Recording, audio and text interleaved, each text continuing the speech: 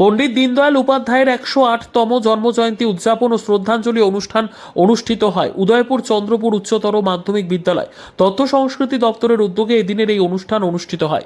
এদিন প্রদীপ প্রজ্বলন করে তার শুভ উদ্বোধন করেন পৌরপিতা শীতল চন্দ্র মজুমদার, তথ্য সংস্কৃতি দপ্তরের ডেপুটি কালেক্টর মনোজ দেববর্মা, পঞ্চায়েত সমিতির চেয়ারম্যান সহ অন্যান্যরা এদিন উপস্থিত ছিল। এই দিনের এই অনুষ্ঠানে ছাত্রছাত্রীদের উপস্থিতি ছিল লক্ষণীয়। তাছাড়া বক্তারা পণ্ডিত দীনদয়াল উপাধ্যায়ের বিভিন্ন জীবন কাহিনী তুলে ধরেন তার ভাষণে।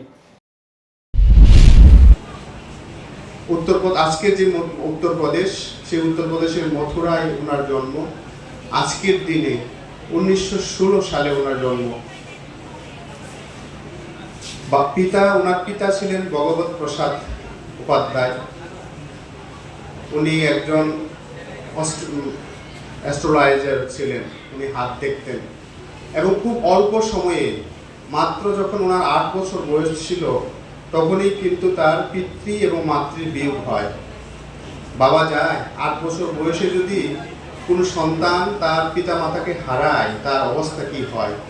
এরপর তাকে কোথায় মথুরা আর কোথায় রাজস্থানের সেই মাতুলালয়ে অর্থাৎ মামার বাড়িতে, মামা এবং মাসির সঙ্গে ওর পরিবারে তিনি বড় হন।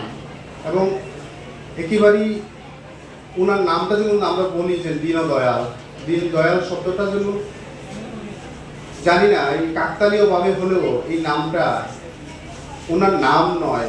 দীনদয়াল বলতে দীন, যে তার প্রতি যিনি সুবিচার করেন, তিনি দীনদয়াল।